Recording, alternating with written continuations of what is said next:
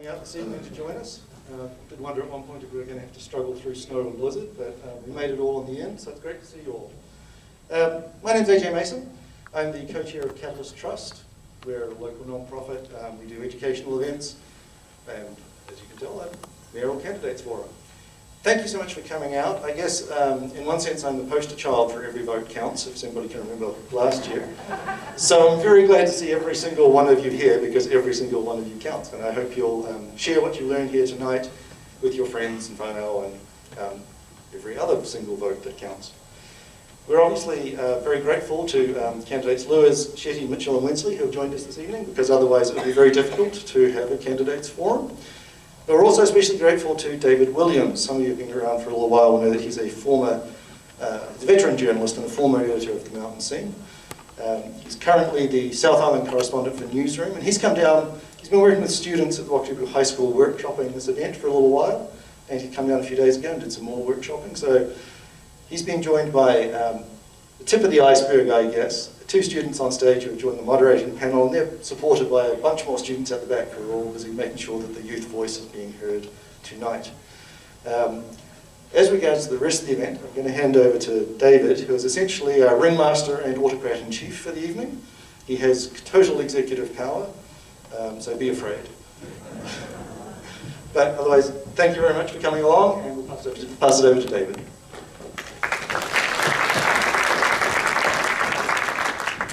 Thanks AJ, and thanks everybody. As AJ said, not just thanks for coming to this mayoral debate, but thanks for participating in local democracy. It's really important. So it's great to see you here. A quick rundown of where we're going to get to. So we're going to do a bit of a Q&A just to warm up, some quickfire stuff so you don't go to sleep. We're going to then follow that with the personal statements. The personal statements are 4 minutes. Our candidates have a timer on the stage, so they will know when that's up. Followed by 6 minutes of individual questions. So one opening statement followed by an individual bunch of questions followed by the next block. So it'll be 10 minutes blocks for each candidate. Then we'll do some collective questions, and at 7:30 we will break. We will stretch our legs and do what we need to do, and then we'll have a second block of 50 minutes. And importantly, you might have seen on the way in, on the left-hand side, or your left, there are some tables with some pieces of paper and some pencils. Please fill in any questions you like at any point in the evening, but especially in that break of 10 minutes, because we will be taking those and using those for the second block. The other thing you can do is you can actually send us an email, so the email address, which is also at the top of this particular card, it is that's misspelt on my form here, forum@catalystnz.org. If you can't remember that, just check those pieces of paper. So, just as a bit of an opening, you don't need to know anything about me, that's fine. Personal thanks, though, to the outgoing Mayor, Jim Bolt, because for someone like me who experienced post-quake Christchurch, it's made me very comfortable that he's filled the town full of cones and bumper-to-bumper traffic. So thank you very much, Jim, I appreciate that.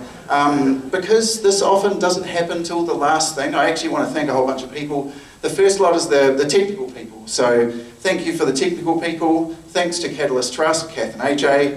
Thanks to the Wakatipu High School students as well. But also, thank you so much to the candidates. You care so deeply about this district that you're willing to stand for office, and I think that's a testament in itself. So thank you very much for that.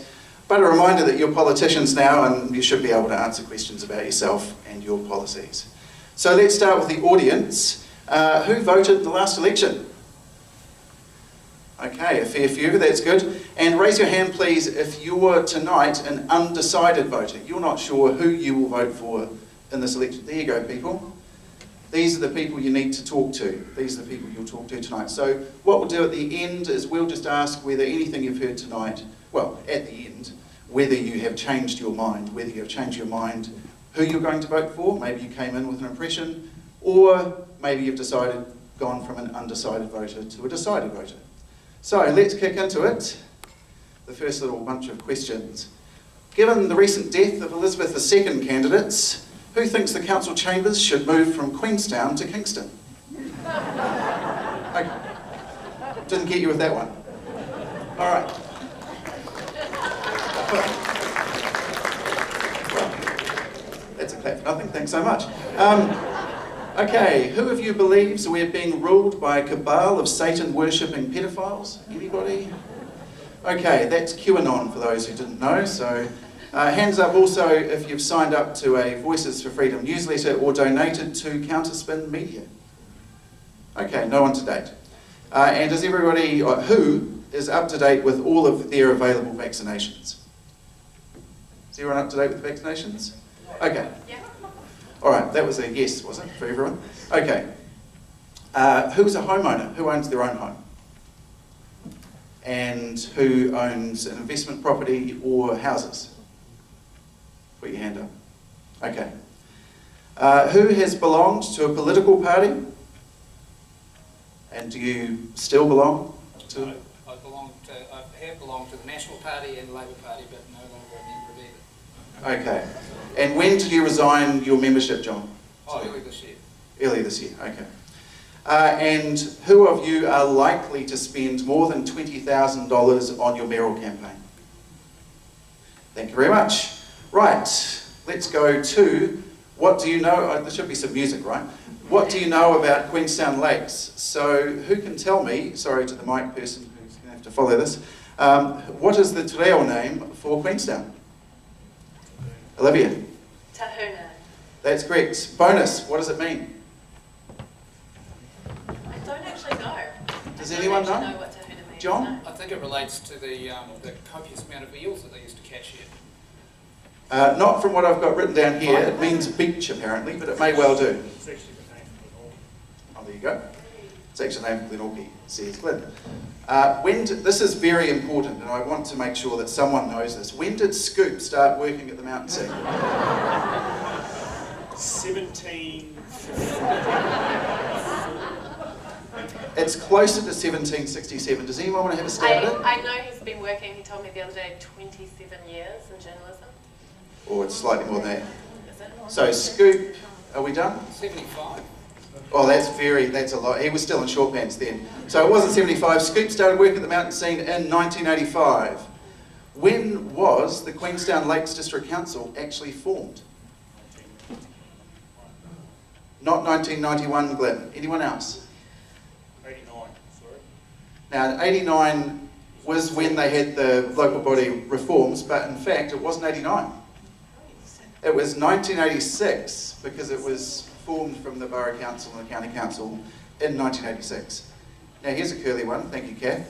Who was Frankton named after? Francis, which was William Rees's wife. Kua Rectamundo. So, Glyn's got that one. All right, let's go to what do you know about the council? Wow, that's another laugh for nothing. I like it. Okay. Average rates increase for 2022-23? 6.5, 2, 6.5, correct. What is the actual rates take in dollars? That was the increase, but actually how much are you going to take in rates?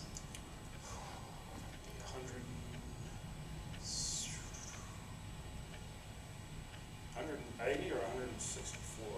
Oh, maybe that's the total revenue figure. The total rates take is 106.6 million. And then here's one that I thought was interesting, which is a little off the wall. How many social housing units does the council have? 0, actually. Well, according to the pre-election report, 20. 20 council housing units. I'm not sure how up to date that is. All right, so I don't want to take up a lot of time with that. It's just to get people's brains going. We're going to start with the opening statements. Who would we go first? We have a very complex system involving some playing cards, excuse me.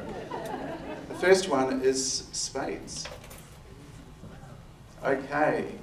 Olivia, you're first. You've got 4 minutes, and then that will be followed by 6 minutes of individual questions. So the floor is yours. Great. Oh, what a wonderful turnout tonight. And this has been the most professionally organised debate, but the best part about tonight is seeing young people engaged in local democracy. Yes, that makes me really happy because you should care. You should really care. So, a bit about me. I'm a former lawyer. My last job has been as the CEO of startup Queenstown Lakes. I'm currently on leave. I've lived here for 10 years. I've had 2 kids here. I've been married here. But tonight isn't about me. Tonight's about you. Why am I running? Because I want a better future for all our kids. Our region is on a knife's edge. Our transportation, housing and health models are broken. More of the same is not going to fix it. But big thinking and even bigger action is what's needed. Did you know, I did a survey of 400 people and only 2% of people want to see increased tourism numbers over 2019. Put up your hand if you want to see more tourists than 2019 levels. 2%. We need an absolute reset. The average wage here is lower than the national average. It's 56k versus 59. Our kids deserve to thrive in the region that they grew up in. I want our kids to be getting those 250k remote tech jobs. Do you know what we need to do for this? We need economic diversification. So this phrase has been bandied about. It's the new pivot. It's a new word that's being thrown around, but just saying the word, it doesn't mean that you know how to do it. So I've done it. I will focus on delivering it. You will be electing a leader with a track record on economic diversification. When I'm elected, my first priority is an economic development agency. This will attract hundreds of millions of dollars of investment. Do you know how I know that this money's out here? Last year, I helped put together a $280 million deal for a new film studio.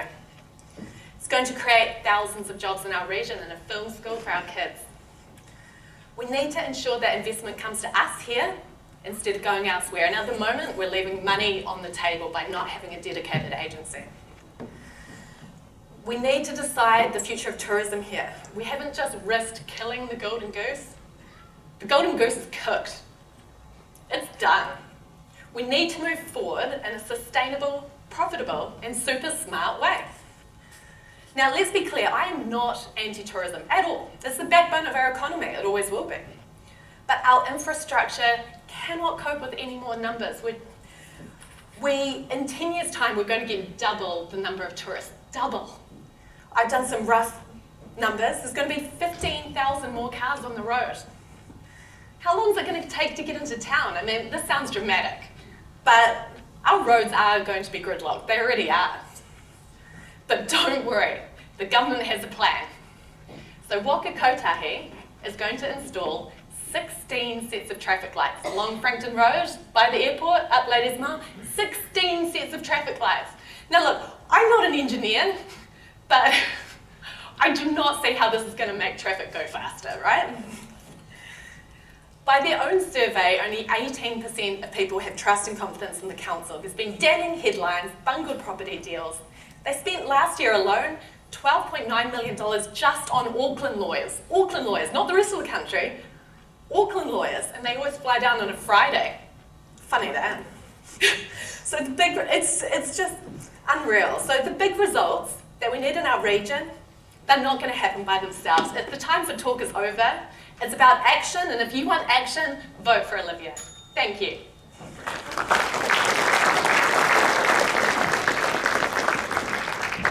There's got to be extra points for finishing on time, so well done, Olivia, that was excellent.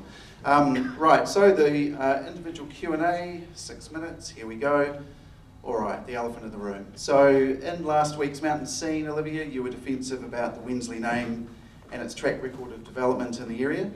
But I wondered if those questions were fair, given that your husband was a director of Wensley Developments when it went into liquidation, and considering the costs that are being borne by all ratepayers for fighting leaky building claims and the liability claim for Oakshore. First of all, congratulations on being the first person to actually ask me this in a debate. Thank you. No, it's really good to be able to clear the record, right? So let's get the timeline straight. This company was founded in 2001. At the time, I was in high school. By the time the building was finished being built, I was in law school. My husband was 21 when the building was finished. He was not a director when the building was finished. So I wouldn't meet my father-in-law for another 12 years, and I think it's really unfair to blame people for who they love and who they marry. You should not judge women on the men in their lives, especially through marriage. I mean, I've been laughing, I'm like, God, I wish I didn't take his last name, because... Anyway, I'm not a time traveller. I have had no involvement with those buildings. Am I concerned? Yes. I'm a ratepayer. I'm concerned about leaky buildings. I used to be a leaky building lawyer. I've acted on multiple leaky building claims in this region. I've seen how much they cost. Thank you. Thank you. Just to check in terms of what your promises as Mayor, when it comes to any consideration by Council of these claims, what will you do? Yeah, so the matter, it's in the High Court. It's out of Council's hands. The Council's not going to make any substantial decisions on these matters anymore. A judge will. So in terms of decision making on this, I can't do anything. What I will decide is that we're going to get insurance so that this does not happen again. And for absolute clarity, if the name Wensley is on the agenda in regard to this, I will not be in the room at all, so that there's absolutely no blurring of the line there. Thank you. And your husband is now back in property development, is that right? In subdivisions, yes, purchasing land and subdividing land, not building. Okay. And so when it comes to things like rules for subdivisions and affordable housing, for example, because you're involved with affordable housing, will you be stepping back from the council decisions on those things as well because of the conflict? Yeah, so whenever there's a conflict, I mean, I used to be a lawyer, I understand when there's a conflict of interest, and I think if you're not doing substantial things in town, this is a small town, everybody's going to have conflicts of interest if they're doing projects, if they're active in the community. So this is just what happens in a small community, but I understand conflicts, and I will not be in the room if there's any whiff of a conflict. I am all about transparency, and we need to rebuild trust in council. Thank you. And just to declare your own personal interests, you're a director of 2 of the companies? I'm not, no. Okay, according to the Companies Office you are, should that be changed? No, that's it's not. Winter Miles Holdings Limited and Raffles Family Limited, are they? Yeah, that's just our family holding companies. It's not associated with property development. Okay, thank you. So what assurance can you give voters that if the developments that the Wensleys are involved with now go wrong, that the council won't be left as the only party left to compensate homeowners? Well, it's pretty hard to get subdividing land wrong. We're not building properties. Thank But you. my assurance for the council in the future, the council needs insurance. It's crazy council did not have insurance. I've sued Auckland City Council multiple times, and guess what? They had insurance. So do many other councils. Our council didn't, and that is reckless. And a slightly cheeky one, if the developments go well and your family pockets the profits, are you going to give the QLDC some money back to cover some of the liability claim from the previous development? Slightly cheeky. Like I said, it's nothing to do with me.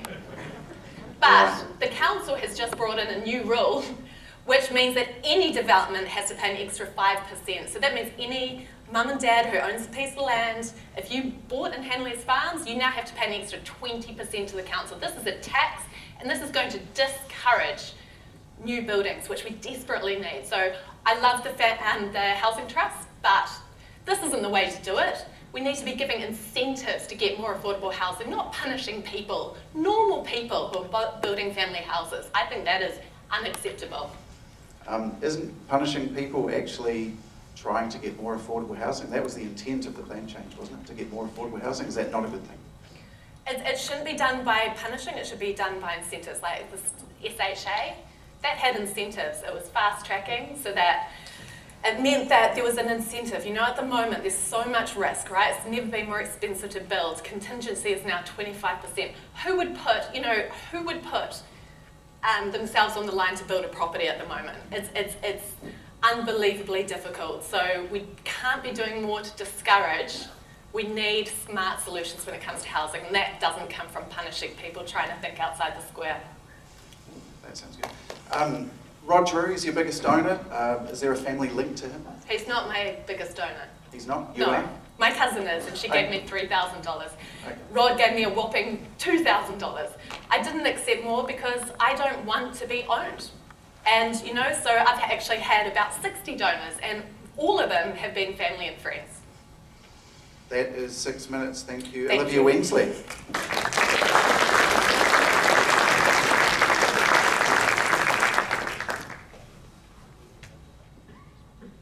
Mitchell, it is your time for 4 minutes, please. Thank you very much. Thanks, Dave. Is the mic working? No? Mic. Can you hear me now? Can you hear me at the back? Yeah. All right. That's great to see so many familiar eyes. What a place to be. Wakatipu High School, my high school. Although it's a different place from where I finished high school in Gorge Road, and it's certainly a different place, that's better, from where I started high school on Stanley Street a long time ago.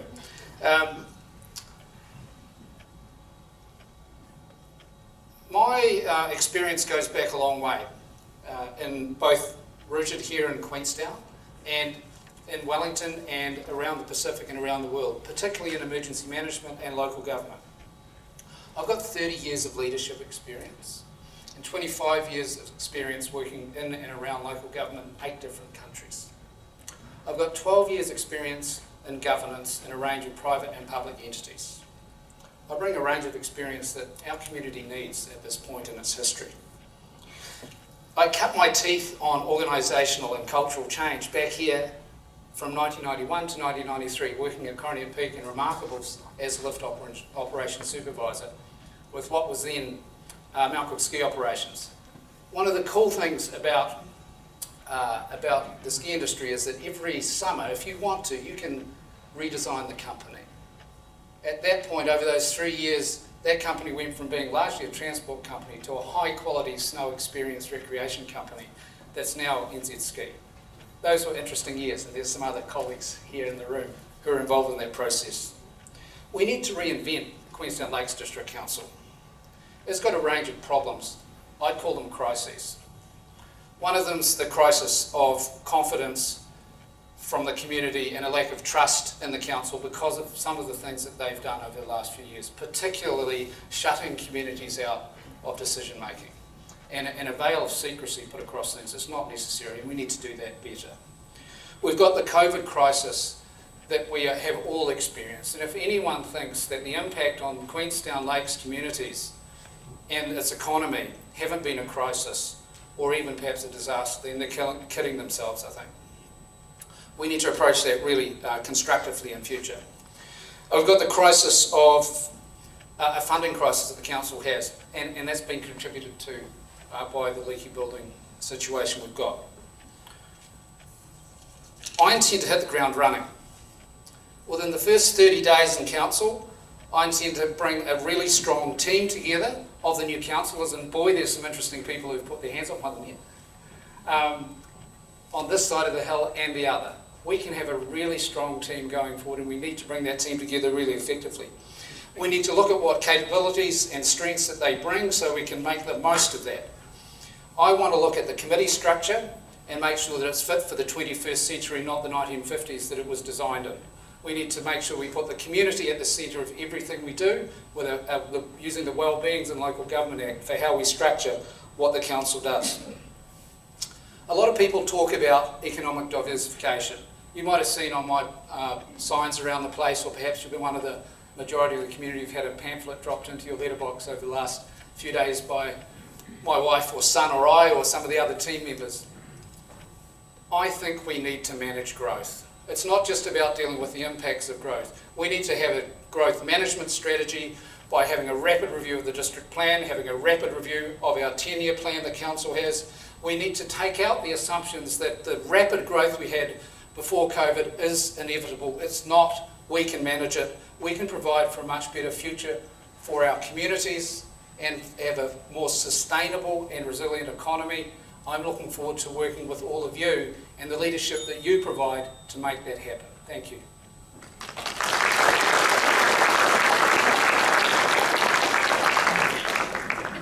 Thanks, John. Appreciate that. I've seen some of your advertising, and it says that you're independent, but how is that possible when you stood for Labour at the last election?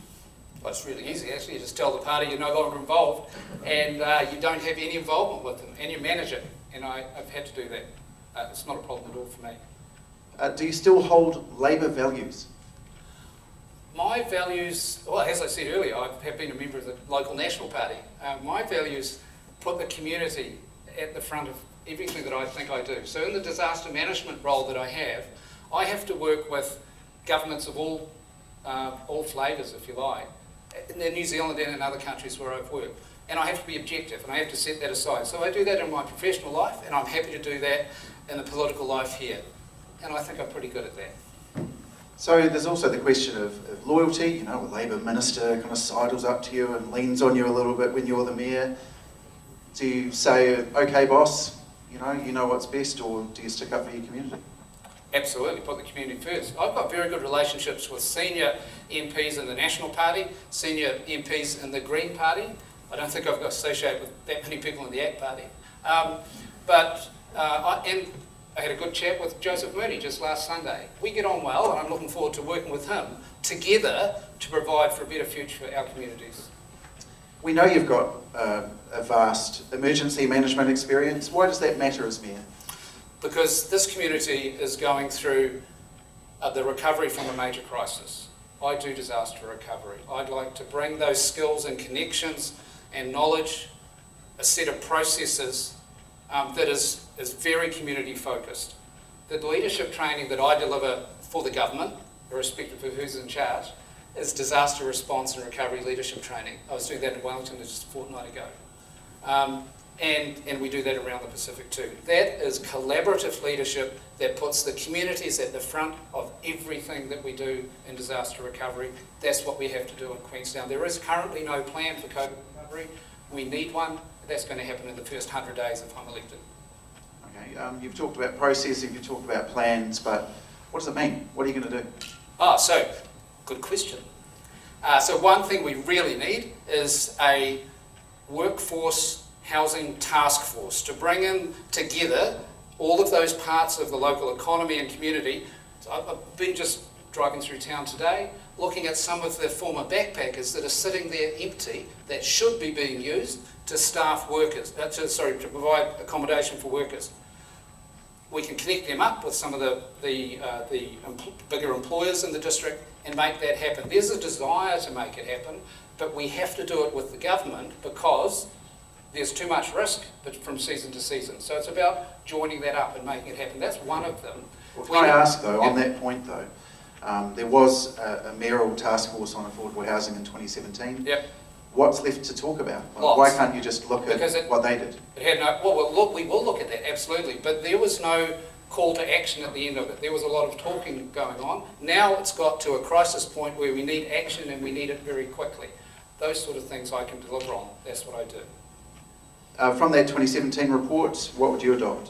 What are your thoughts on that? Particularly the collaborative approach, making sure that we identify what we have in COVID, more than was certainly the case in 2017, is that we have a whole lot of accommodation facilities in the district, this side of the hill and the other, that are currently sitting empty. We didn't have that in 2017. We had people living in cars. We have much fewer of that today. So we've got an opportunity now, a small window of opportunity through COVID recovery that we can make that happen. A little jibe, maybe someone who's passionate about housing and affordability should know how many housing units the council has. But as a follow-up, is this something the council should invest in? Absolutely. And how much? Yeah. Well, that's a good question. We need to, it would be good if we could, but we have a severe financial crisis on our hands. We need to work with partners who can do that, public and private sector. So that's working with Housing New Zealand, working with private investors to bring about solutions that will work quickly for some of the major issues we have, and then have a more strategic approach to provide more affordable housing into the future in our district. You're a disaster specialist. How natural disaster-proof is the Queenstown Lakes? Fairly, not enough. One major concern I have is that in 2007, Queenstown Lakes District Council should have published a earthquake-prone building policy. I worked here in emergency management 2012 to 13. Start wrapping up, John. Yep, that hasn't yet been published. We need to look at what the state of buildings are in the district, and I use a rating approach to make sure that we encourage those buildings that are earthquake-prone, it's a major concern, to make sure that they're safer and they're more serviceable in future. And while we're doing it, we'll look to change the use. Thanks, Jon Mitchell. Thank you.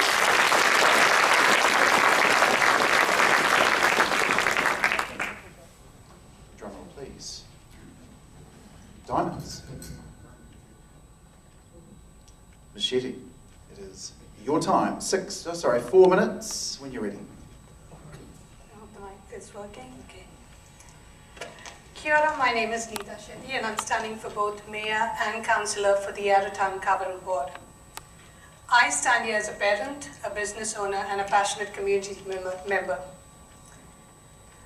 Albeit I don't see myself solely as an immigrant, me standing here speaks volumes about the inclusivity of our community. I have experience working at QLDC, other councils in many different roles and in different departments. My reason for standing is because I believe our community and our businesses need to be at the center of our decision-making process to protect the integrity of our environment. I'm entirely committed to accountability and transparency to build public trust. I hope you can go and read my policies and my statement of intent on my website or my Facebook, but let me give you a little insight about myself. Let me tell you how honored I am to be back here because my son graduated from this school and he did really well. My daughter is looking forward to starting high school here next year. I've lived in this community since 2006. Queenstown is my home and my happy place. And I know that sentiment resonates with a lot of people in our community. I'm not a politician. My calendar does not boast of appointments with ministers. My calendar reflects more community work at grassroots levels, more school activities. In my wider community, you will not hear people go, oh, you know what, let's have electric cars, that's going to solve our problems. No, we are more likely to form a WhatsApp group so that we can efficiently do pickups and drop-offs so that we're not all at the same time driving cars and on the street stuck in traffic jams. That's who I am and that's who I represent. We do need lofty goals. We need big ideas. But let's not forget that we need practical solutions to look after our future generation and our community. I respect the people that run this community, but I equally respect the people that keep this community running. We can't all engage with the council, attend meetings, go to forums, and vocalize what we want. But we must trust that the council is acting in our best interests and putting the community first. I want council to invest in more community-based investments. I mean, look at Wanaka Waste Busters. It's a community-led investment that is a successful business model.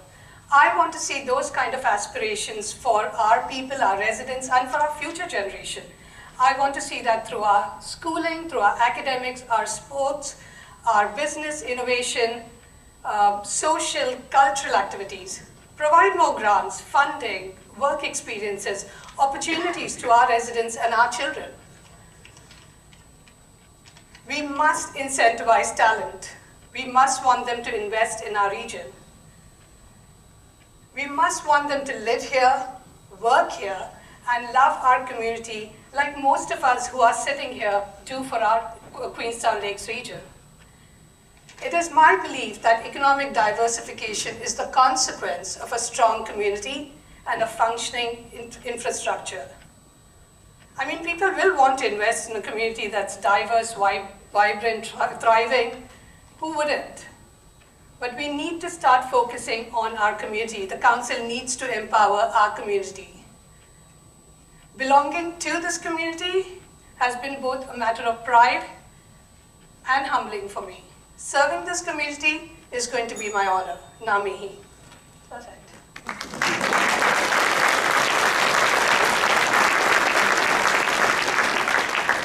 I don't know how big that whip was, AJ, but they are very well behaved, so well done. You're the only candidate for mayor that's also standing for council. Fair question, is standing for mayor just a way to lift your profile as a council candidate? Well, it seems like I would have to be very strategic about it, but the reason I put my name in for both is because I realize how important it is to have a community voice. And regardless of whether I get in as a mayor or as a councillor, I will not stop continuing doing, being a community voice for things that matter. Running a council is a big job. I mean, running not the chief executive's job, the mayoral job. What experience do you have of a similar scale or scope to a mayor, what experience can you draw on should you win that role? So I don't want to sound like a peacock, and I don't want to tell you my education, my success. Why am I not going to do that? Is because it discourages community voices to say, hey, you know what? We don't have the experience, but we do have the intention. We are walking within our communities, and we know what we need. So I don't think we need to protect the status quo and go, I don't have the experience of being a politician or running a community. I've got the intention and I've got the integrity, and that's why I'm here. Aren't you at a disadvantage, as you mentioned, profile or contacts in Wellington? How will you convert from being a parent, a business owner and a passionate community member to the person who voters want to advocate for them on a national stage? Well, I've got multi-talents if I'm a parent and a business owner and a community member. Those are my qualifications. And I can read, I can learn, and that's what I'll do. Are you at all cowed by the idea of talking to ministers, of talking to big groups? Quite a big group here tonight. Well, I am a little intimidated, I'll be vulnerable, but I mean, practice makes perfect. As a business owner, what is a fair rate of pay for your lowest paid worker? As a what, sorry? Say that. As a business owner, Yeah. what is a fair rate of pay for your lowest paid worker? Well, lately it looks like the central government decides that. So it's $27.95, I believe.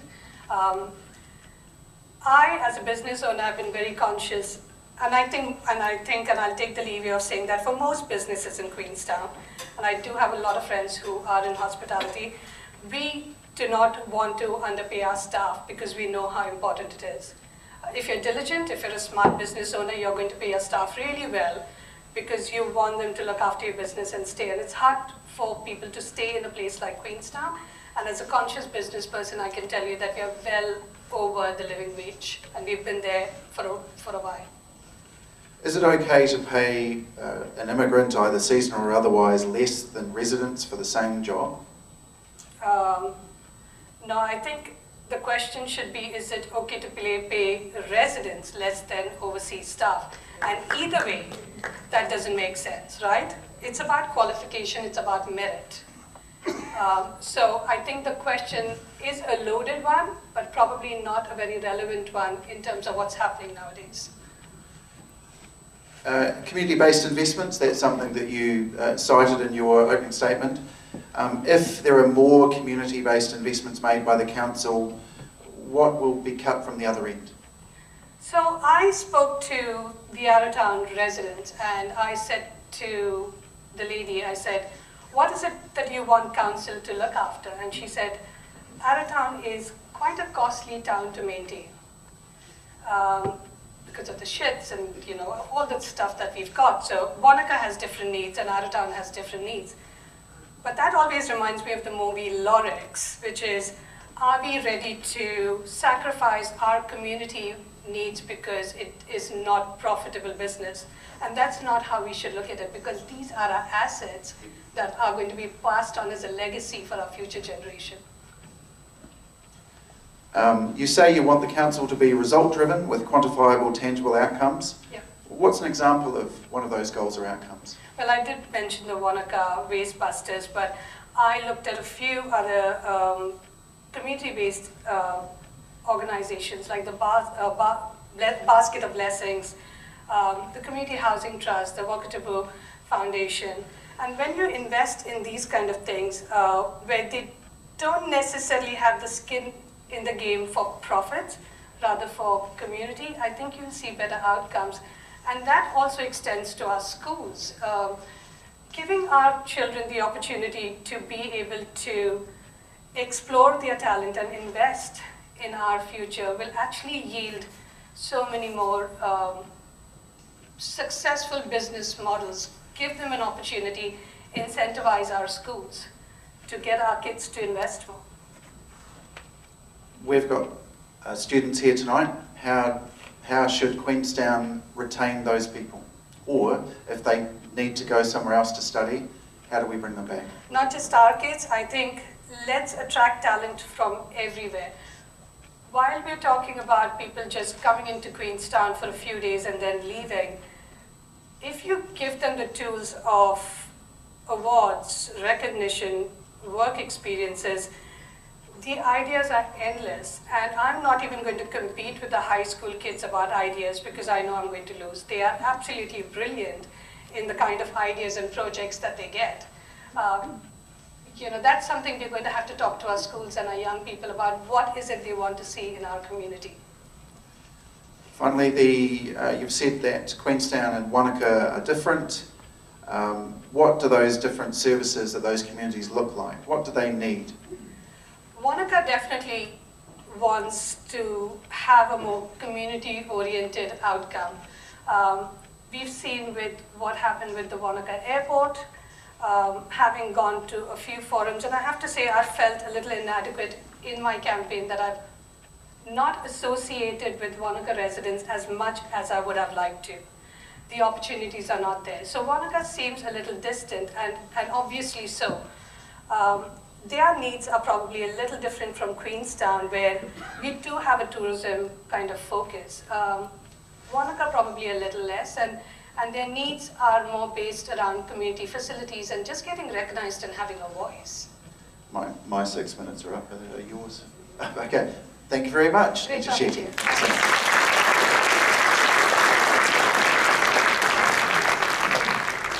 you. Let's check who it is. It's Glyn. You, Glyn. G'day, I'm Glyn Lewers and I'm standing for your mayor. Now, just before I start, AJ stole my line. I'm the twin to his poster, and I can tell you now every vote does count, because as we drew last time, AJ, it wasn't that much fun from both points of view. So do get out and vote. So, okay, what does a 44-year-old Northland rural boy come standing for Queenstown mayor? It's quite an amazing story, really, because this district has given me so many opportunities, and hopefully you'll give me the opportunity to be your mayor. So I'm 44 years old. I've got two young boys. One actually attends this high school, first year, and another one at Remarkables Primary School.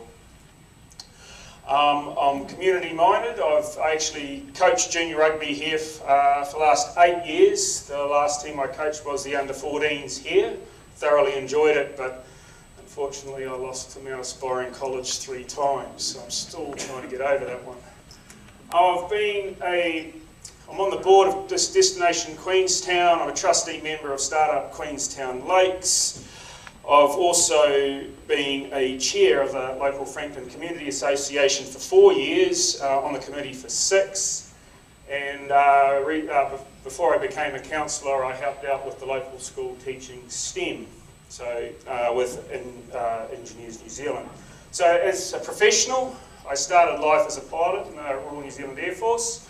I was a commissioned officer, moved out onto there and did a land surveying degree at Otago University. I then became a licensed cadastral surveyor, moved over to Australia into the resources sector, where I became a project engineer, seconded in with BHP, working in large infrastructure projects, devising and coming up with budgets and then implementing them in a very safety conscious, resource constrained, labour constrained time during the mining boom. During that time, full-time working, I got an engineering degree. So that's my background, and in that time, and in the last 3 years, I've actually been your councillor. So why do I want to stand for mayor? Number one, we've got to reconnect with this community. COVID has been pretty hard on all of us, and it has actually made it quite hard for councillors and council to get amongst you and actually listen and serve you. Number two, I want to actually build on social infrastructure.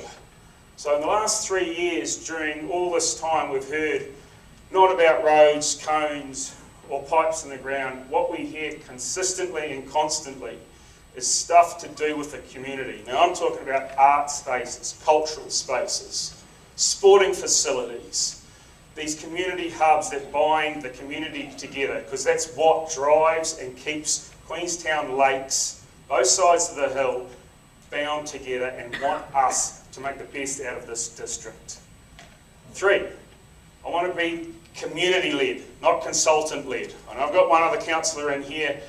For the last 3 years, when we sat around talking about working out a strategic plan or working out a direction for this lovely district, we get external consultants telling us how to do it. It drives me, it's just frustrating, I can tell you now. We've got the talent in this district. I want to listen to that talent. I want to build on that talent, and I want the community to actually tell us what they want this district to do. So no consultants, community led. And number 4, for me, it's climate change. It is all-encompassing. It is driving the decisions we have to make. We have to start looking at why we're building, what we're building, because I can tell you now, it is the most biggest issue facing this council in the next 3 years.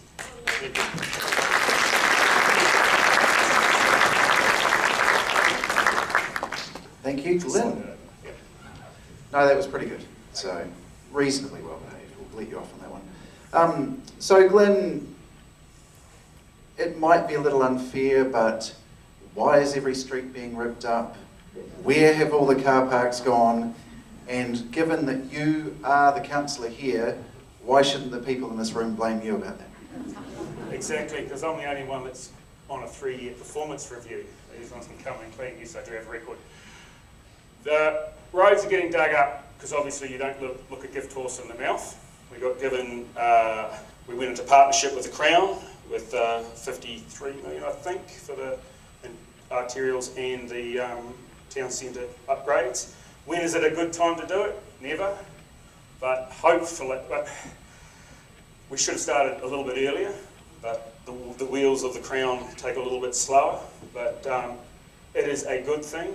The end result, which is not that far away, especially for Beach Street, I think it'll make this town a lot better and a lot more pedestrianised and a lot better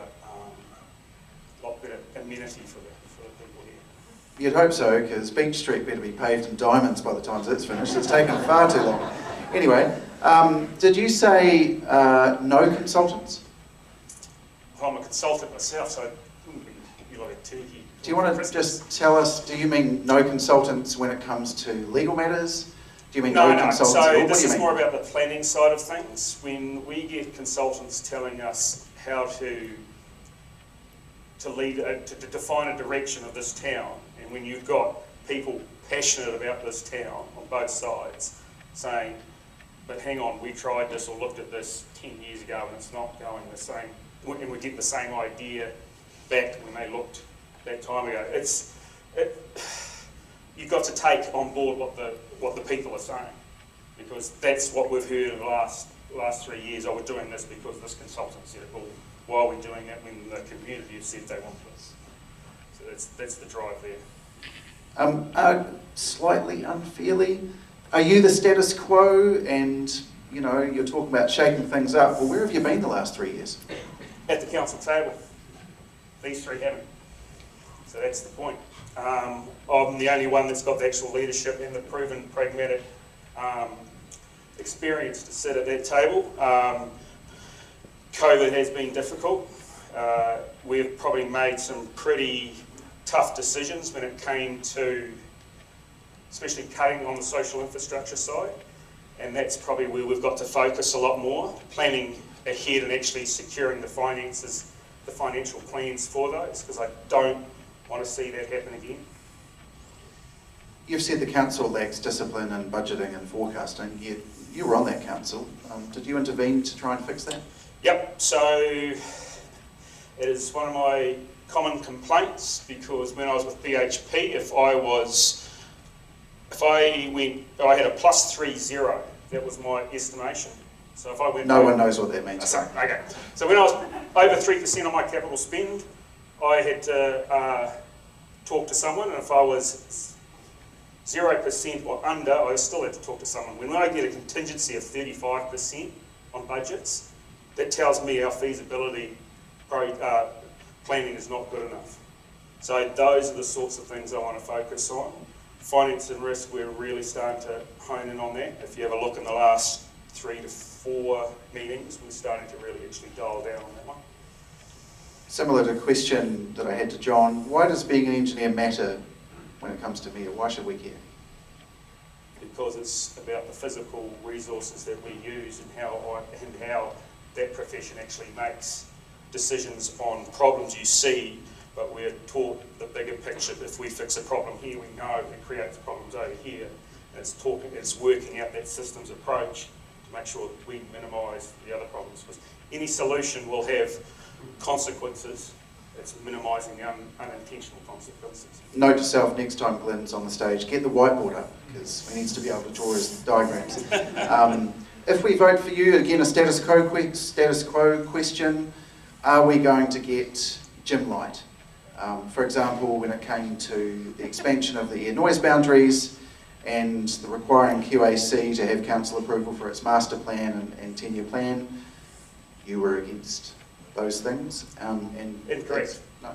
No, Do tell us. Do tell us. Last 3 SOIs, they explicitly say that they will not expand the noise boundaries, explicitly. So I look at it, if you voted against those SOIs, you weren't voting in favour of keeping the air noise boundaries where they are. So I'm pretty strong on that one. What was the other question part of it? 10-year plan. 10-year plan. Master plan and 10-year plan. The council being able to approve those things. So I am 1 vote, and we voted in the way that we did.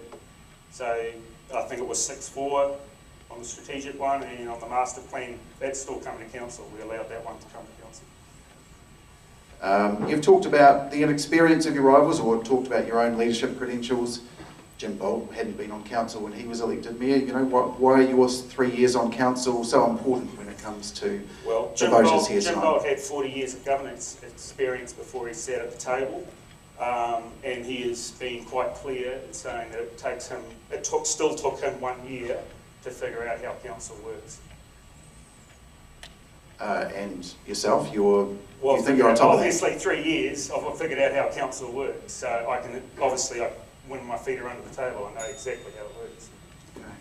Glyn Lewers, thank you very much.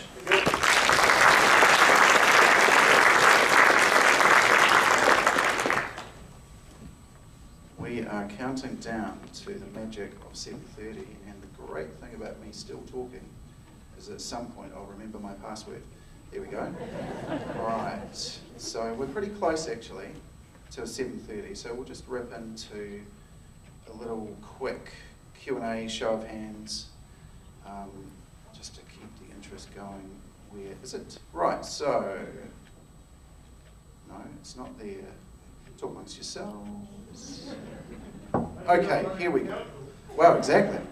No, I'll just keep looking at the council. So, can I ask, with the show of hands on the stage, this was actually a question from Jim Bolt, will you continue to push a bed tax? Any show of hands? 1, 2, 3, 4? Yeah, good idea.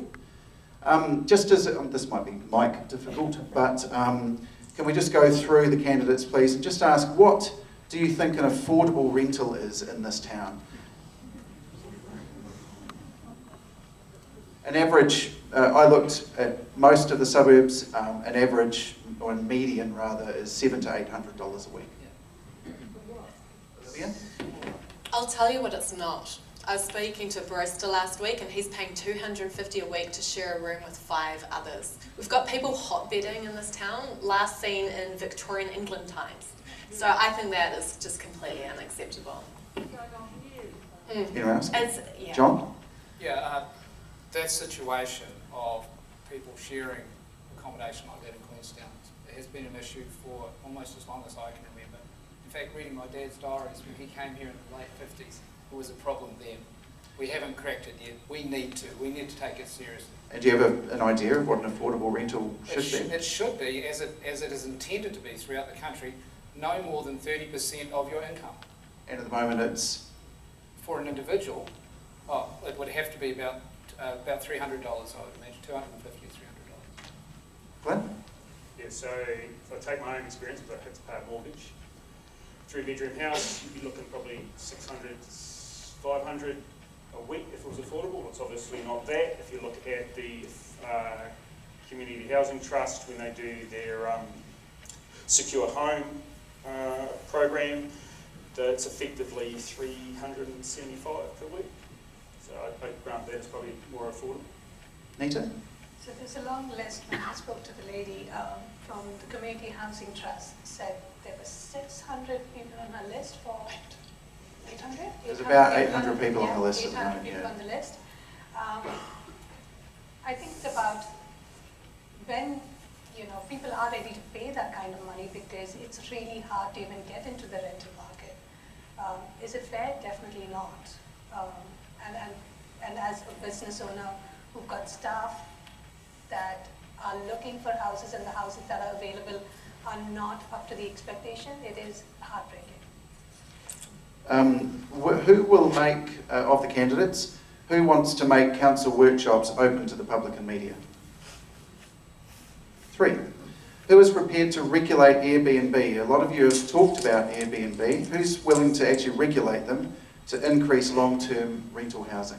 I'd have a caveat on that though, excluding people Your house? when it's in their own, when it's excluding private dwellings. So if people rent a room out, or if they've got a studio and people need it to pay their mortgage here, I support that. I'm against the really large commercial operators. It's not right. John?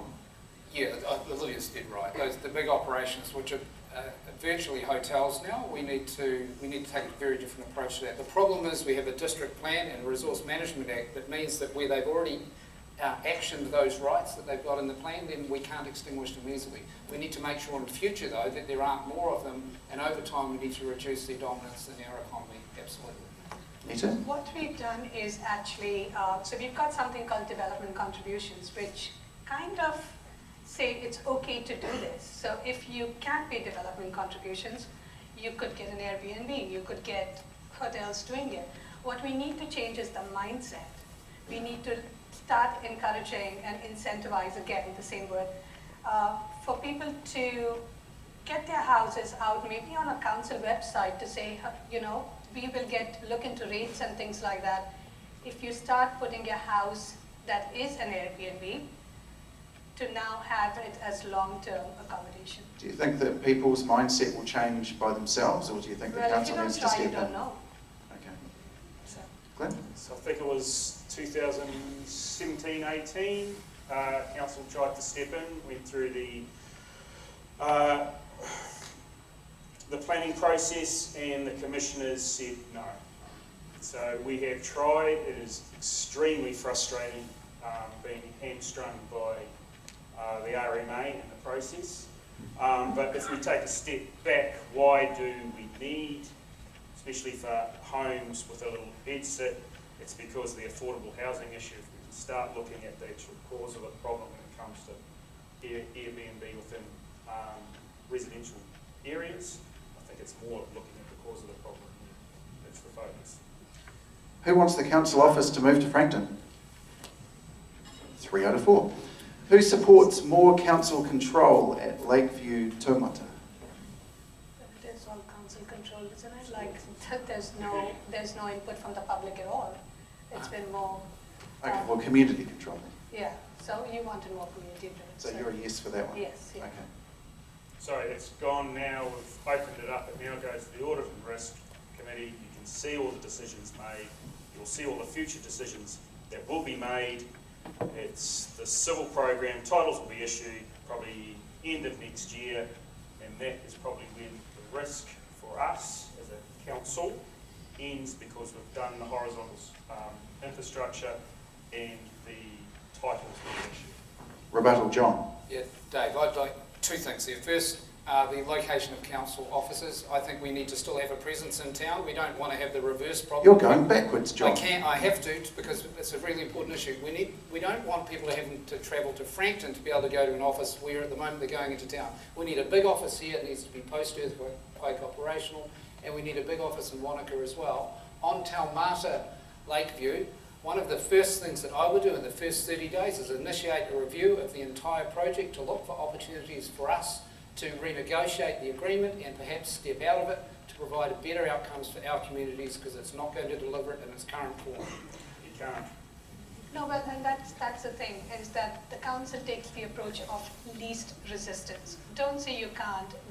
Let the community see that you're batting for them. I've worked at the council and I have seen that where council takes the path of least resistance for everything. I'm sorry, Neeta, but I've seen the agreement. You can't renegotiate the agreement. There are penalty clauses all through it. Right, last one. I'm sorry, you can continue this in the break. We've only got 1 minute left. The last one, Wanaka conventions.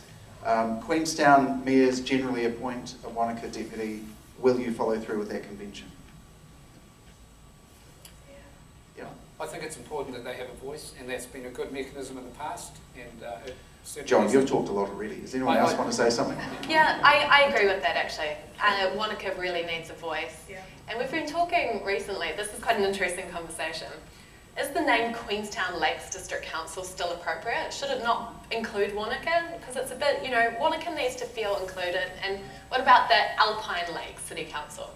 I think we need to really make an effort to make Wanaka feel part of the community, not just a mini Queenstown. So when you applaud, you should give the volume that you want to give to that particular proposal. Should we include Wanaka in, or at least generalise the name Queenstown Lakes? What do you think? Let's have a 10-minute break. Thanks very much to our candidates. See you in 10. Don't forget to put your questions down on the tables on the left-hand side. See you in 10 minutes. Thanks. Taking that as love for Wanaka. Right, 10 minutes, thank you. All right, thank you everyone for taking place, for contributing to your questions. It's very much appreciated. Let's start with the incumbent mayor, Jim Bolt. What are you going to do about funding infrastructure? Who would like to go first? I've spoken too much. I'll be quiet. You don't have to be super well behaved. I'll go actually. Olivia? Yeah. So, I have asked hundreds of people, what's the biggest problem that you're facing in Queenstown Lakes? And what do you think it is? It's housing. And it just keeps coming back to housing. It's actually choking our economy because we can't get workers in. So it's really, really sad. Now, there's a model overseas where councils can partner with people who do a build-to-rent model. So build-to-rent means that it's professionally managed rental style, kind of like university dorms. But the thing with this, how do we get infrastructure funded, is it's a very safe investment for superannuation funds. So I've already spoken to the boss of NZ Ski, the boss of Real NZ, major employers, and they say that they will underwrite, essentially, the staffing accommodation that they need. So it makes it a very good investment. This is what I do in the role that I've been in, is getting external investment to build infrastructure here. Thanks, Olivia. Someone else? Neeta? So when I worked at council, the focus was on the colour of the roof rather than mailboxes at Jack's Point. So unless you have really good land use strategies, you're always going to have problems with, oh, my mic's not working. Now it is. Yeah. So we do need a multi-level approach to the way that we look at our infrastructure, which is public transport, land use strategies, and just having the new developments that we get, being able to be self-sustained. And I know that that is the focus now for council, and I hope that's going to be something that we implement so that we don't have so many people on the same road and causing congestion. Thank you. Anyone else? Glyn? David. So this depends a lot on Three Waters reform. So if they take Three Waters off us, it means that we don't have to invest in those Three Waters. It also means we've got 2/3 of our projected debt back within ourselves, so we will have some capacity to focus on transport and roading, but also the social infrastructure. And with the social infrastructure, there are models in Dunedin, especially underwriting the debt for a sporting club or a cultural club to actually just have ground rents, but they look after the actual building. So all the depreciation costs, the maintenance costs, actually with the club, but we just underwrite the debt and it's off our balance sheet, so it doesn't actually affect our roads. Thank you. John? Yeah, so a few of us were at a briefing last week with Grant Robertson to the Chamber of Commerce talking about the economy, and I asked a question about, well, the bed tax, the visitor levy. so recommendations being made that the government now pick up and finish that work, along with things like congestion charging.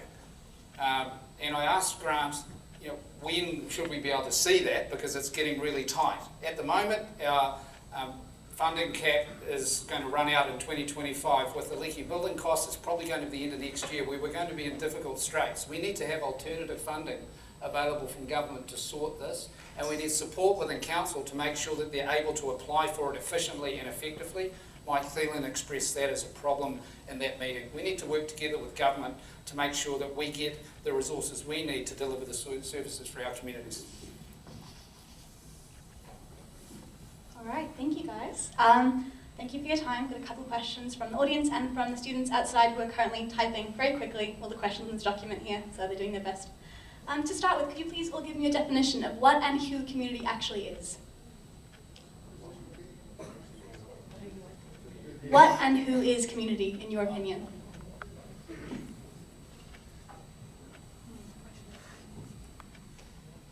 Well, it's all of us at the moment.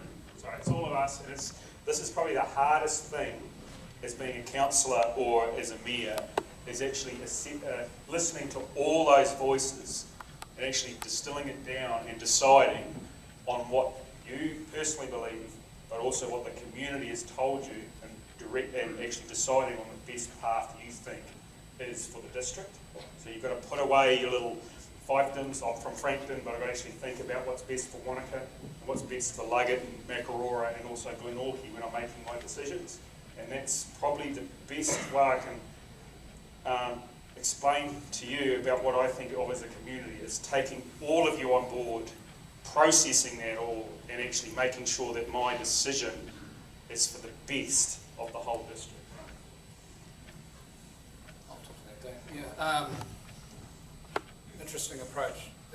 My view is that communities are multi-layered and so varied, particularly in Queenstown Lakes, as they are anywhere, but particularly here. Our communities have changed a lot in the 58 years of my life.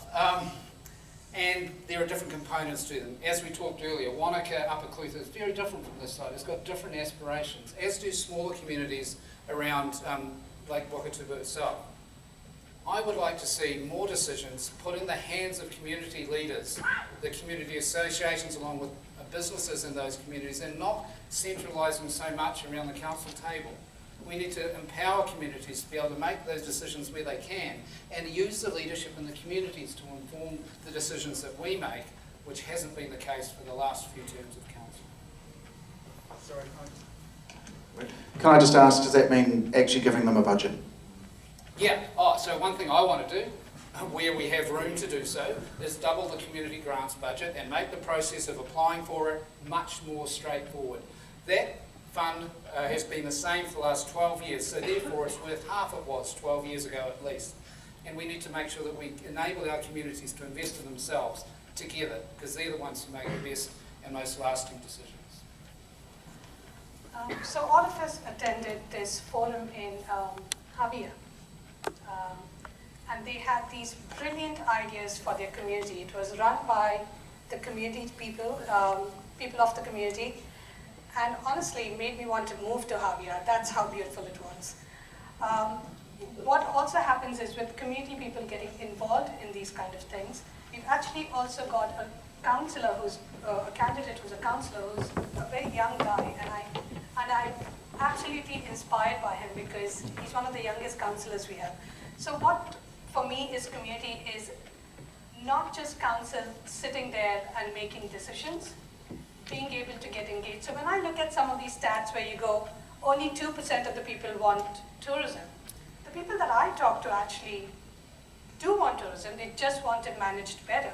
So I don't know, when we talk about these stats, whether we are involving everyone who are stakeholders but are not able to engage with the council. To clarify on that point, it's 2% of people want to see an increase over 2019 levels. 40% want to see less, 40% want to see about the same, and the rest don't care, but they should. When it comes to community, what I've noticed here is that community is also, for a lot of us, family, because a lot of us aren't from here originally. So we have to really build our family within the community when it comes to raising kids. And so that's what is really, really special about this place. It's the people that make it so special. And that sounds really cliched, but I've lived in a lot of different cities, and what I notice about here is that it really is community that runs deep. And I think that it also includes the people that are vulnerable, the people that aren't necessarily being served. Like our migrant community, they don't get a vote. So when you're in a place to make decision making, you have to include everyone. You have to include our young people who can't vote, our children, and our migrant community. Thank you. Thank you very much. So other question from our lovely youth group outside. As a group of people who are in high school but still involved in advocating for youth in the political sphere, as you'd expect since we're all here tonight, we'd like to know about what you're actually going to do to make our initiatives and our desires heard and actually actioned on. We've talked to council a lot, we've talked to council members, we've submission to council, we've made master plan submissions and all sorts of things, and still we see very little actual concrete action or payoff of those things. So how will you change this? Anyone who wants to go? So your generation has been pivotal. I think we've learned a lot from your generation with your kind of involvement. The reason we talk so much now about involving the young people is because your ideas are absolutely incredible. The way you guys speak, you're articulate, and you know what you want. If we haven't been able to include you just because you haven't had the time to engage with the council, that's a loss that we have. And as someone who's got kids your age, I would want to include that kind of voice, and I do want to have our schools, which I absolutely love, be able to get you all on board and talk about your ideas and how we can include them. Sorry, how do you do that? By engaging. So you need to be included, and I know the schools have it, right? So the schools have one student being a representative of the board. And that's a great initiative. If we can have those kind of things where students from schools actually are, as a work experience, been able to come and attend our meetings, I think we can learn a lot from them as well. Yeah, I'm on the board of Queenstown Lakes Shaping Our Future, and one thing we've been pushing really hard for is to get more young people involved in that directly, and that's worked in Hawea, where Jon Mitchell led that and got a lot of young people, including Cody, involved. What I'd like to do is emulate really good ideas that are happening in other local authorities in New Zealand and around the world, and establish a youth council, one in Queenstown Lakes and one in the Upper Clutha area, so that there are not just kids who are at school, but young people who are doing other things in the community, and get them together to share ideas. Sorry, and have them I don't want to interrupt, but are you aware that those are actually already in place in Upper Clutha and in the district here? No, I'm not. Yeah. That's really interesting, isn't it? There's So, 4 of us here are part of them, so that's Thank what we're you. talking about. Yeah. well, it's not well connected with what I've been looking at, so that'd be great. It's interesting to hear. Thank you. Don't we learn? Thank you. That's a really good question, and I'm really, really keen to get more diversity of thinking in council, so it's so cool to see you guys getting involved in local democracy. So the way that local democracy is run, it's actually rigged against young people. So I keep getting called young. I'm the average age of the average Kiwi. You're young, and we need to be listening to your voice. And so we need better representation. There's one stat that says there's more men named John in local government than people under the age of 40. And that to me, it really shows that we don't have true diversity of age, experience, of background.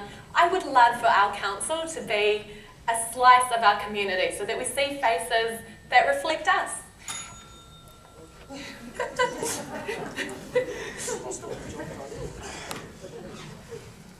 So I take it you submitted on the Franklin Master Plan? Yeah. So I was Franklin Community Association Chair then. When we went through that process, it was taken on board because we actually shifted the whole plan from when we talked about when the adults were at St. Mark's Hall. That whole plan actually got shifted because the views were completely different, and it was taken on board.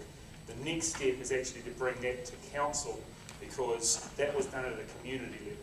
It wasn't done at the council level. But the big thing for me, because I've got a 10-year-old that asks me at dinner saying, when am I going to sort out climate change, is that's the big one. Because that's going to really affect your youth and when you actually grow up. So for me, that is the big one. And that's where I'm very passionate about.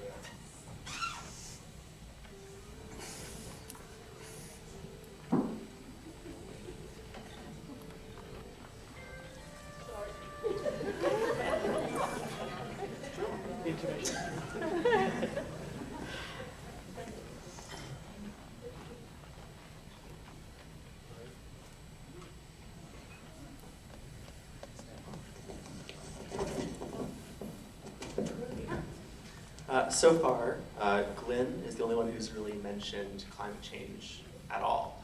So how do the rest of you rate this on your list of issues that you want to tackle in your tenure as mayor? How are you including issues of sustainability in your plan of action? Any order is fine, yes, go ahead. I'll go first with that one. So transport accounts for 20% of greenhouse gas in our region at the moment, transport. And that's not including air travel. So air travel accounts for 17% of greenhouse gas in our region.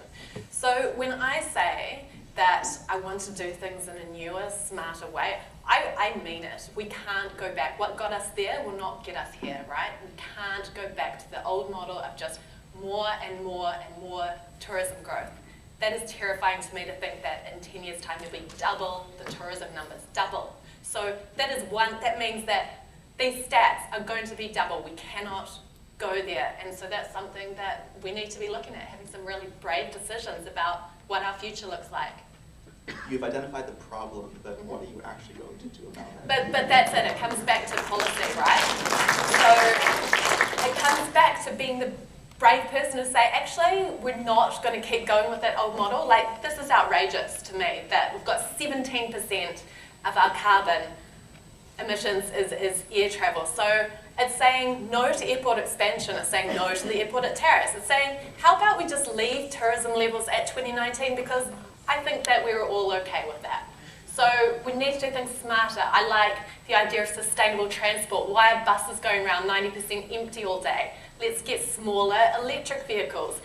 Transport is going to be absolutely transformed in technology within the next 10 years. It is going to save our climate. Are you going to cut the DQ budget? That's a good point, actually. Yes, I will. DQ needs a good hard look at it, because at the moment they're spending $6.5 million on they're pouring fuel on the fire. We are in a crisis. I would way rather see some of that be reapportioned to doing things in a smarter way and actually having getting money from ways that doesn't mean just affecting our environment by pumping more and more tourists into it. I can't consciously let that happen for my kids. Okay, I have noticed Glyn has been paying attention to that. It seems to something to say, so go ahead. Well, for a start, she can't cut the budget because it's members' money and it's $4.5 million. I'm a board member of DQ, so she's writing checks she can't pay off because it is members' money. It is not council money. It's collected by council. You can choose not to collect it, but it is members' money.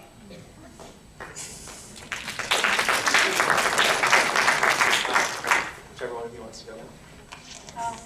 So a few years ago, and I have to admit, I didn't know much about, or maybe I was in denial, the whole adage about ostrich burying its head in the sand kind of thing. When my kids started school is when I became more aware of climate change, and I have to admit, and I'm embarrassed about that. In terms of council, I know there's been an intention of getting our land use, getting our subdivisions, getting our developments more green. What I would also like to see is not using our green fields as much, more development on brown fields rather than, using our open spaces. I'm still learning a lot, but I can tell you this, that all our policies must have climate change on the forefront while we implement those. You mentioned green developments. Yeah. How will you encourage that or make it happen? I think talking to the experts. So I can't stand here and say that I know everything. I think it's about involving your councillors, talking to the experts, talking to the community about what you need. Like I said, I would not be able to stand here and be authentic and say that I've got these ideas. I think I will have to talk to the community and the people in the know who know way more than me about climate change and start building on that. Yeah, I've just been listening. That's really interesting, isn't it? So my growth management strategy is intended to address the causes of the increase in our carbon emissions by reducing the number of new accommodation facilities that are built over the next 20 years. And my adage is a little bit like Bill Durham modified. Build fewer beds and fewer people will come. Okay? So if we manage that down while we're increasing efficiency, by 2025 every bus, and there'll be small ones on demand in our smaller communities, and all of the main buses, and they'll be much bigger than the ones they are now, by 2025 they will all be electric anyway at 10% of the cost of what one other candidate is suggesting could be a solution. We need to do that. We need to make sure that we have as much local energy generated here as possible with photovoltaics on every public building. There is already part of a plan to that. We need to make sure we deliver it so that not only do we generate more electricity here, but we have more resilience when hazards happen.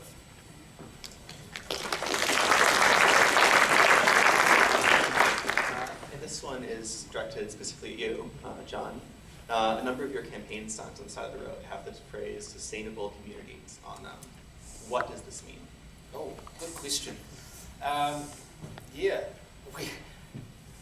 There's been a lot of discussion about what sustainability means and whether we should use the term on the signs because it's a bit complex.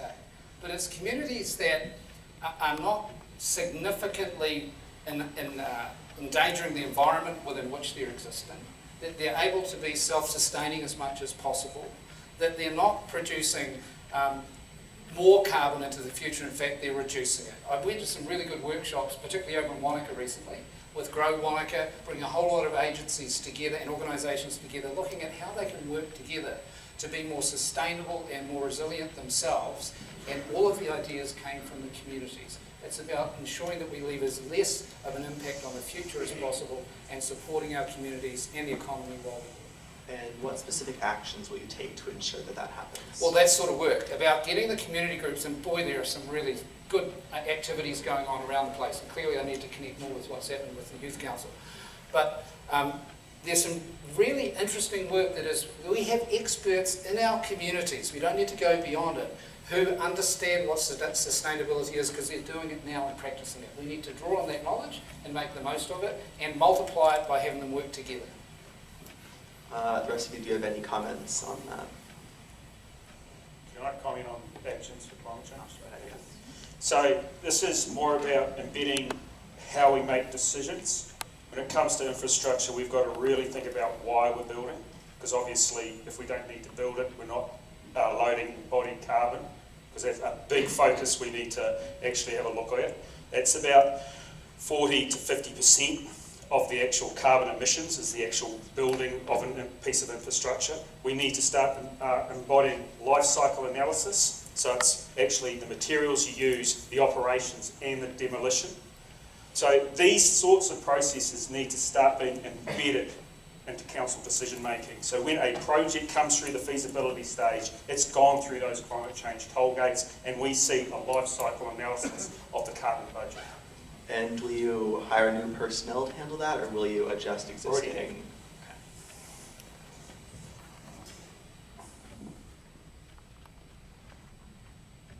Hi, I have some targeted questions now, so that'll be fun.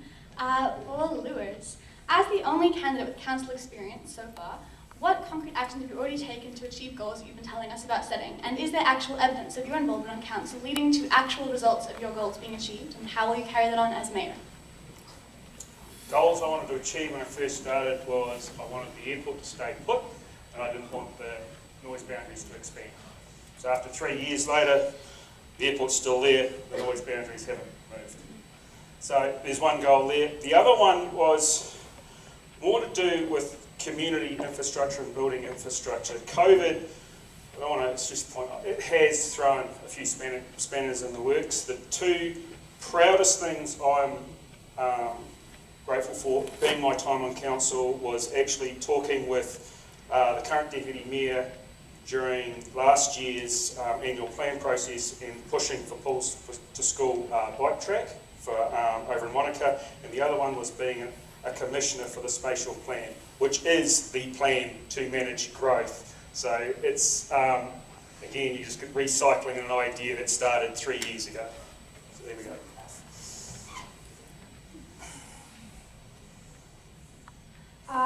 Question for Neeta. Could it be argued that your experience in leadership has been mostly in the business sector? Yes, that's the short answer. Okay. And if so, would that mean that you would be likely to run the council more as a business style rather than an actual governance board? And how will you make sure that it's more of a council than a business? Well, you need to have a good business sense.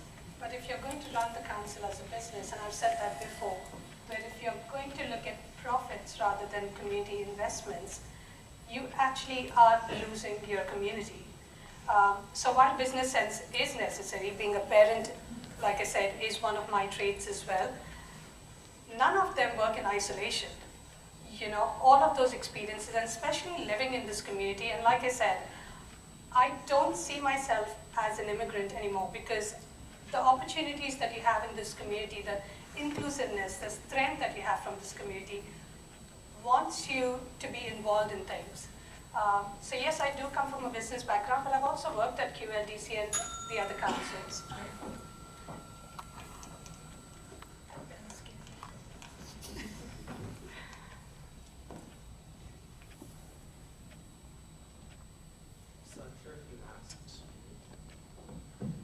So I'm sure if you asked pretty much any environmental scientist of any description, they would tell you that it's not enough to simply stop expanding unsustainable industry. You have to do something to reduce the existing effects. What will you do to do so during your tenure as mayor? Anybody can go.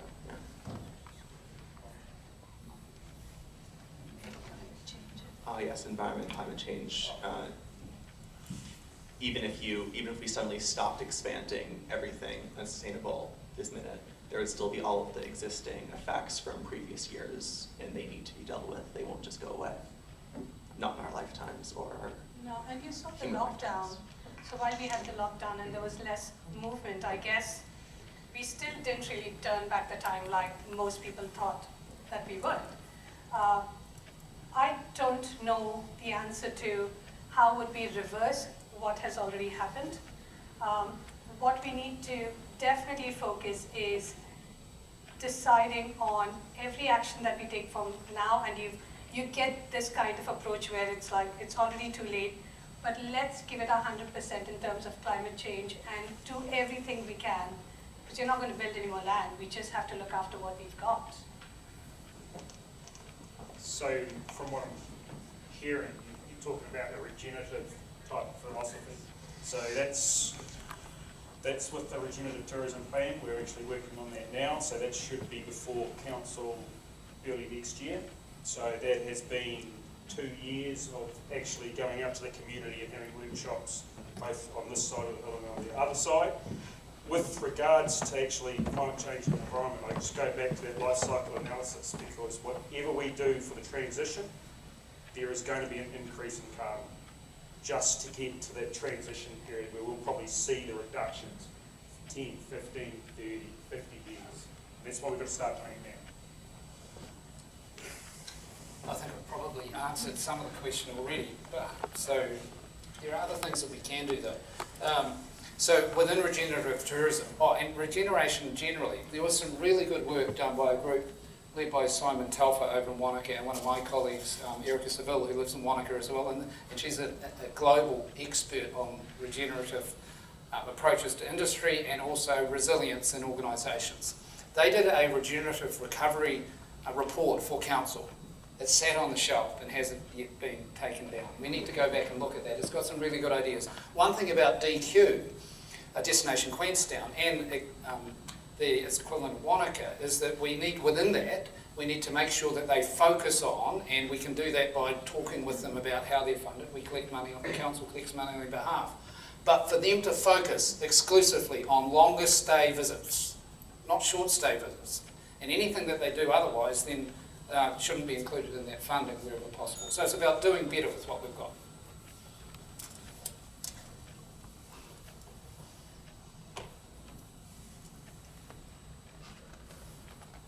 All right, I'll pop one in here. So Vanessa Van Uden was a person who was really hot on health issues. She pushed for better hospital care. Jim Bolt obviously pushed for a bed tax. So mayors have a long history in this region of pushing in Wellington for something. What will you push for in Wellington, and what do you hope to achieve in the next 3 years? I'll go with this one. I'm already doing that work, so in the past few years... You're not mayor yet though. No, but in my current role, and this is really important, right, to be able to get the attention of Wellington, you need a seat at that table. You need someone who's going to be confident in going to ministers and saying, this is what we need. I have sat down with the Minister of Immigration and I said the immigration settings are not fit for our region. It's affecting businesses. We can't hire Kiwis here. So we need special fit-for-purpose settings. So the most important attribute that I think a mayor should have is being an advocate in Wellington, getting a seat at the table. So I've done this. What are you going to do, Olivia? What will you push for? What will I push for? So visa settings is one, right? I've already been speaking to the people that are writing the RMA and saying about the particular issues that we are facing here. So, I mean, like I said, I'm already doing a lot of the work, but I want government's help with truly diversifying. We've already secured a $20 million fund that I was involved with getting that over the line, but there's more work to be doing. So there's a huge amount, but it's assisting with the big vision of us not going back to just being solely reliant on tourism. We can't be a one-trick pony anymore, and we need Wellington's attention because I'm really tired of Wellington thinking that we're rich, white Queenstown. Rubbish. There's people that are really suffering here, and I will advocate for them. Thank you. Sure. Couple of things, and maybe if I'm wrong, someone will correct me, but one I would look for to see if our GST is being apportioned properly. So we know that we do generate quite a lot of GST. Is that being apportioned properly to our region? So, but the other thing would be, and I like what the immigration part was, but when you kind of fast track development, let's also talk about our infrastructure. So we did get this from the central government about fast tracking our development, but I don't think our infrastructure was able to cope with that. So those are things that are very endemic to our region, and those are things I would talk to if I'm mayor. I was just going to say when I'm mayor, but if I'm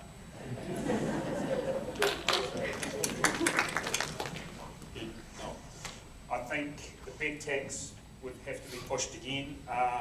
We have to get that one over the line. It is an assumption in the long-term plan.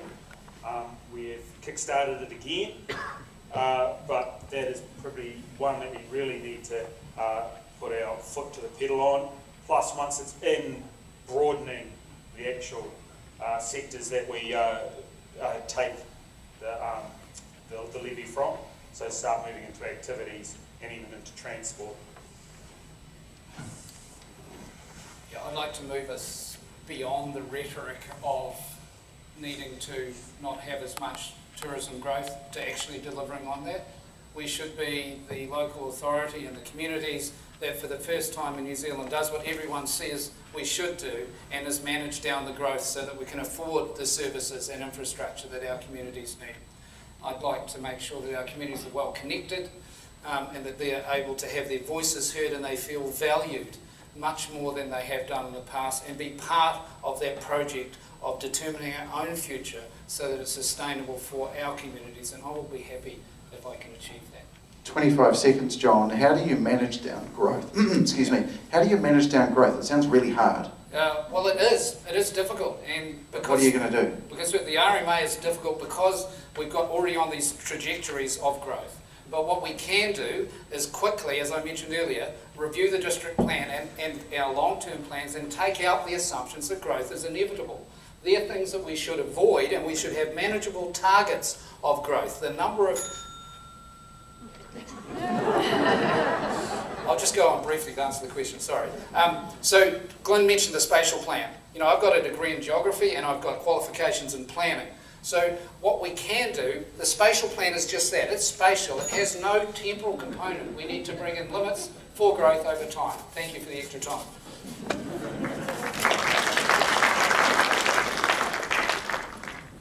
If I could get all the candidates to just briefly speak on their position of the Three Waters reform, that would be great. Whatever order you like. And can I say, not just Three Waters is bad, explain what's bad about it. Like, I don't want some kind of rah-rah thing. Actually explain to the people here who might not know about the Three Waters reform what in particular is not good about it, or good. Right, so I'm really concerned about Three Waters. I don't think it's going to work well for us, and here's 3 reasons why. We're looking at a future with water meters. We're looking at increased costs to pay for 9,000 staff to run this mega bureaucratic organisation. And finally, privatisation of community assets has never worked. In fact, there's been 311 governments that have taken their water assets out of privatisation. Is there a plan to privatise water though? Yes, the bill allows for it, it does. It needs a certain voting, but it paves the way for privatisation.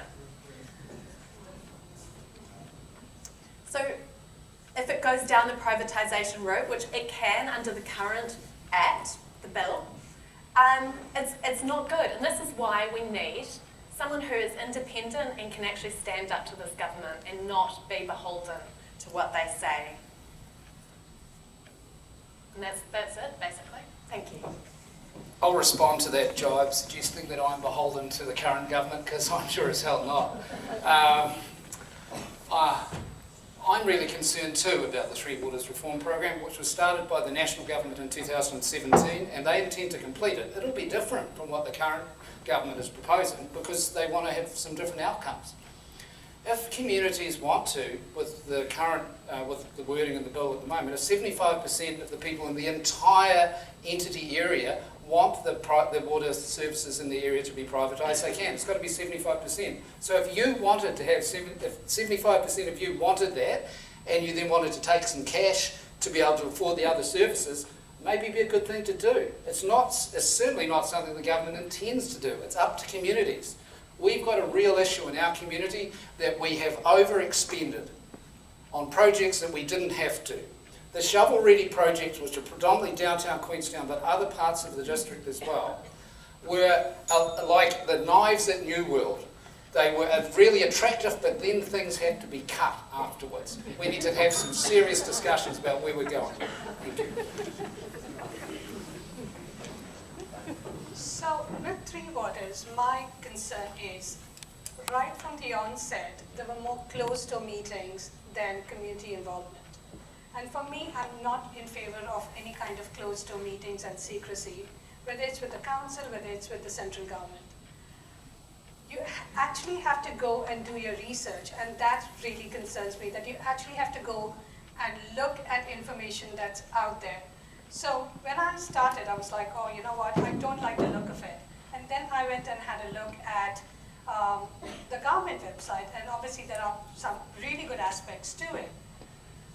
So let's keep an open mind, and the government needs, they have the onus of being able to convince us that we're not going to lose our rights, that it's not going to get privatized, like we mentioned on the stage. But these need to be more engaging, and I think there are more questions than answers as you go and do your research on Three Waters. And for someone who comes from a community perspective, I think that just causes mistrust. I've only got a minute on Three Waters. Okay, there's 3 parts to it. One's already law. The second one, the Water Services Entities Bill, is at select committee stage now. Whoever's the mayor will have very little or no say in it whatsoever. The third one's the economic regulator, and that will be in the middle of next year.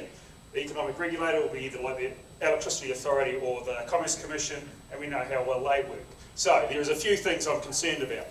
But the arguments about co-governance, it's red herring to me. It's local accountable control. When we've got things like the spatial plan, how we want to grow this community, we won't have a say. When it's a body choosing a body that chooses a body that chooses the board that chooses the CE, and you're way back here, and you have no local government, local accountable control, that really does start to send alarm bells in this head off. But then you weigh that up with 2/3 of our debt, 700 million, being taken off our books. That's the argument we've all got to have.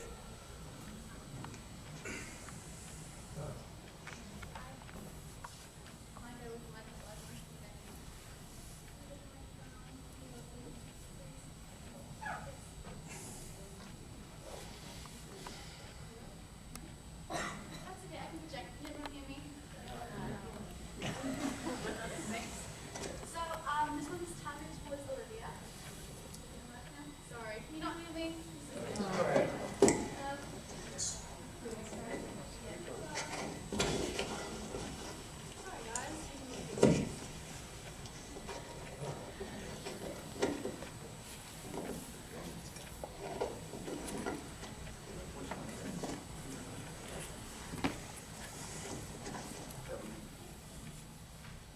I'll yell.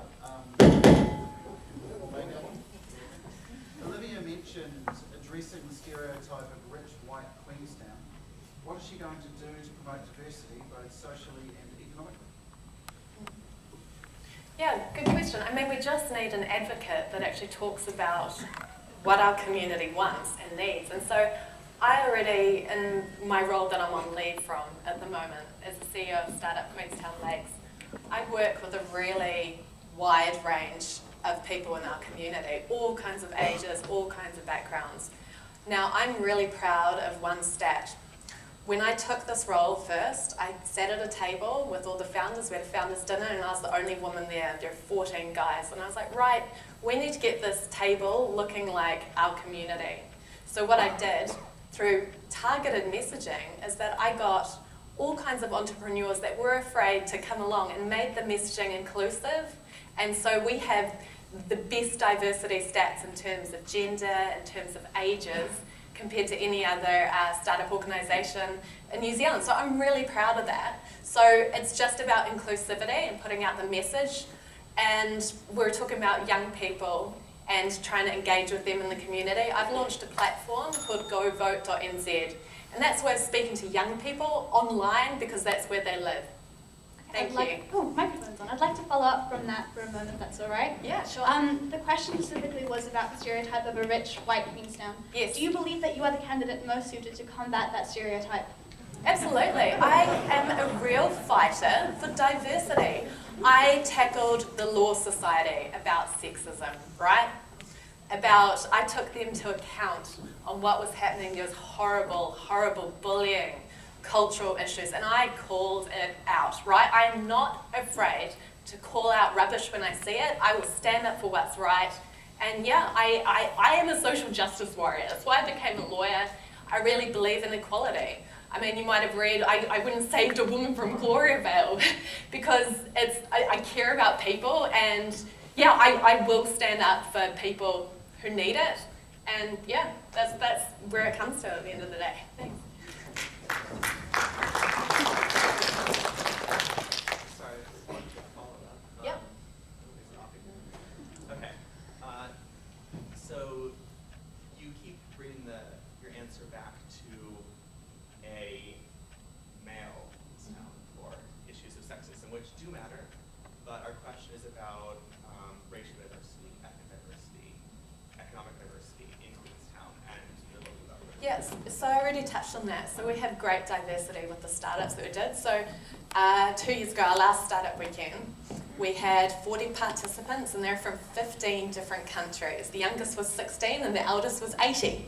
So that's, I mean, what more do you want to say? I love working with a wide variety of people. Our community is so rich and so diverse, and that's what makes it really special. Does that answer your question? We've established age diversity and gender diversity. Yes. What about racial diversity I- on the council you plan to lead? Oh, on the council. I mean, I'm really excited. We're looking at the most diverse council yet, which is really, really exciting. I was looking through the stats. There's only been one woman mayor since 1866.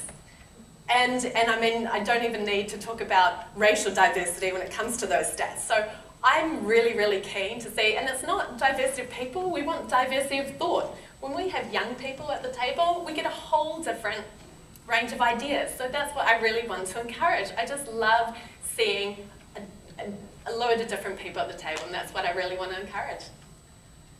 Thanks. Yeah. I think you're basically endorsing me. That's what So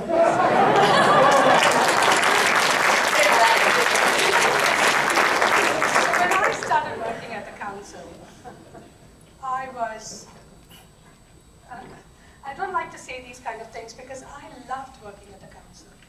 But I was one of the only brown people that was working there. And so when I had to go to a place like Luggett, talking to the farmers, going, you cannot put that fire here because it is outside of the zone. I used to feel so fake doing that because he knew so much more than I did. When you talk about diversity, let's start including, because we do have a diverse community, right? Let's start getting in programs like the Diwali festival. And you see these in school, like I know for a fact that Queenstown Primary celebrates all of this diversity. We've got International Day, we've got International Food Day, we've got celebrate Diwali, celebrate Hanukkah even, I don't know, Julie Little's here I think, and, but that's what we want to see in the community as well. And I would be so happy if those kind of special forums did happen, and I think that's what encourages and makes you feel proud from where you come. Thank you. We are 8:28, very close to the end.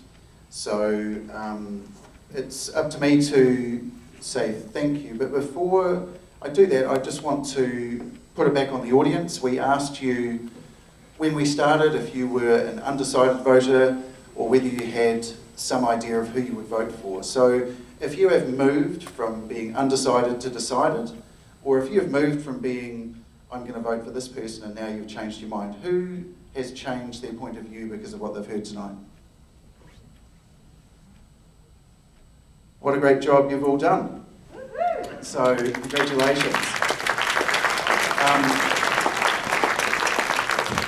I also want, if I could, ask, what has happened up here has been so fantastic. I loved the follow-ups from you guys. I think the students have done a fantastic job, not just up here, but all of the stuff we did leading up to this week and all of the stuff that happened tonight. I'm so delighted to have been involved in this forum. So well done you guys and congratulations and thank you very much. Do you want a final word, AJ? Thanks, Ed.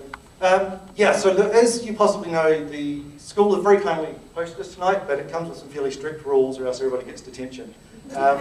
We really do have to be out of here on time, so we're going to do the wrap up a little more structured than you might be used to. We're going to ask you to stay seated while the candidates file out. They're going to be met by students at the door who will take them to some pre-assigned locations in the foyer there. If you want to stick around and speak to the candidates a little bit afterwards, you can. But we're really going to start reaching for cattle prods at about 1:45. So it'll be pretty quick, sorry everybody, but it's just some ups and downs of using different venues. So I do just want to say, you probably noticed we have had cameras around, so we have had a live cross across to Wanaka. So the Wanaka voters have been able to hear from us. We will be, as rapidly as possible, putting out a recording of this event. We'll share that information with all of you. Please share it far and wide, as we said before. Every vote counts, every informed voter is a win. And I just want to thank all the candidates for coming along. This would have been a very different issue if it was just me and my deck of cards. I would have run out of card tricks a little while ago. If you missed the donations to the ARPI Fund on the way in, there will be the ability to make donations on the way out. And I just want to go through the thanks to, obviously, Wakatipu High School, Mr. Jackson, who apparently has a first name, but as a teacher I'm not allowed to tell you what it is. certainly to the school students. I think if there's one thing that unites everybody in this room right now, it's how fantastic a job they've done and how bright the future looks with these sorts of folks involved in it. I could single out Owen and Helena who have been on the panel, but I won't do that because that would be unfair. And I could single out the likes of Lucas and James who have been question captain and timekeeper, but that would also be unfair. There's been actually a sort of tip of the iceberg group of students that have been working on this, and it's been fantastic to see. So special thanks to them. And also I should thank Catalyst volunteers because I want them to volunteer again. So feel free to say thanks to them on the way out, and we'll thank Mike Brettle and the Reese Hotel for support all the way along. Also, most especially, I think nobody will be surprised, I'd like to thank David Williams. He's done a fantastic job for us as moderator.